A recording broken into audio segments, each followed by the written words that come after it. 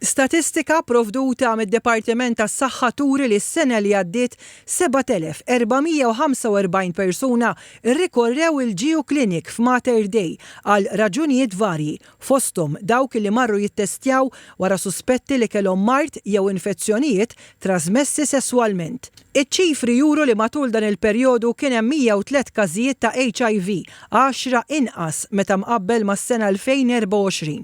Każijiet ta' AIDS kien hemm 6, id-doppju mis-sena ta' qabel.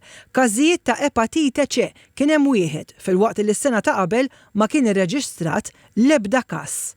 Infezzjonijiet trasmessi sesswalment li affettwaw kemm irġiel u nisa kien hemm bosta, fosthom l-aktar komuni hija klamidja fejn fis-sena 2025 ġew irreġistrati 512 każ, 33 każ aktar mis-sena 2024.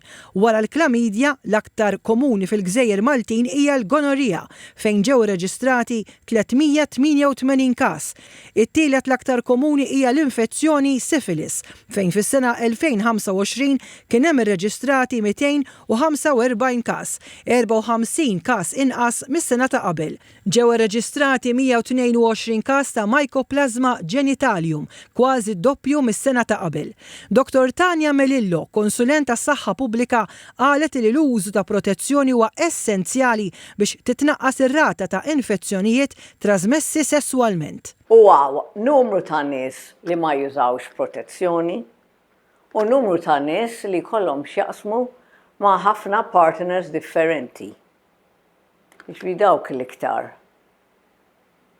li ngħidu li huma l-kawża. Qalet li filwaqt li hemm mart li jitfejjaq bl-antibiotiċi, hemm mart li jwassal il-problemi serji ta' saħħa. Waħda mill-komplikazzjonijiet li ma jindunawx bija mbagħad isiru jafu wara huwa l-infertilità li taffettwa sew l-irġiel u sew in-nisa.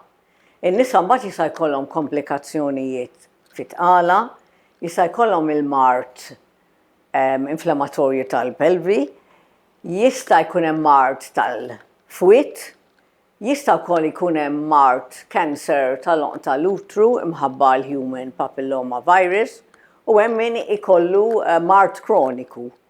Appellat ukoll għal testijiet regolari. Importanti ħafna li nittestjaw regolarment għax il-problema ta' daw it-tip ta' mart huwa li ma jkollok simptomi. Min irid jiċċekkja fuq mart trasmess sesswalment jista' jċempel b'mod konfidenzjali is-servizz li joffri d-Dipartiment tas-Saħħa fuq 21 231 231.